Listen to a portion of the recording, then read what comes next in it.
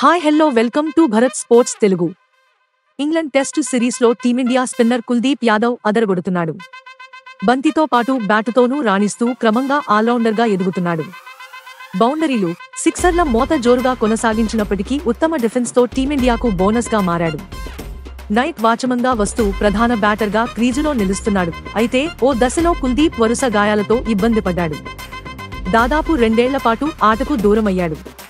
2021 IPL సీజన్లో మోకాలి గాయం అతని కెరీర్ను దెబ్బతీసింది. శస్త్రచికిత్స చేయించుకుని కుదురుకున్నాడు. కానీ ఆ తర్వాత ఏడాది మరో గాయమైంది. 2022లో మణికట్టులో చీలిక వచ్చింది. అయినా పట్టువదలకుండా వేగంగా కోలుకోవడానికి ప్రయత్నించాడు. అయితే ఈ క్రమంలో అతడు బరువెక్కాడు. శరీరాకృతి పూర్తిగా మారిపోయింది.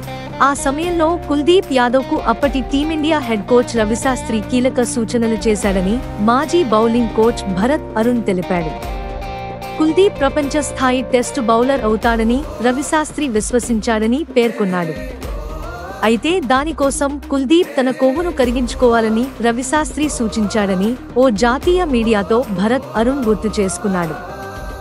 దాంతో శ్రమించిన కుల్దీప్ ఇప్పుడు ప్రతిఫలాన్ని పొందుతున్నాడని భరత్ వివరించాడు. ఓ సందర్భంలో కుల్దీప్తో రవిశాస్త్రి ఇలా అన్నాడు. కుల్దీప్, నీకు కొవ్వు ఉందని గమనించావా? దీన్ని నువ్వు ఎలాగైనా తగ్గించాలి. మెరుగైన ఫిట్నెస్తో ప్రపంచ స్థాయి టెస్టు బౌలర్గా సత్తా చాటలగవు. అలా జరగకపోవడానికి ఒక్క కారణం కూడా లేదు అని రవిశాస్త్రి అన్నాడు. ఇప్పుడు కుల్దీప్ ఉత్తమ ఫిట్నెస్తో సత్తా చాటాడుతున్నాడు. మైదానంలో చురుకుగా కదులుతున్నాడు. అద్భుతంగా ఫీల్డింగ్ చేస్తున్నాడు.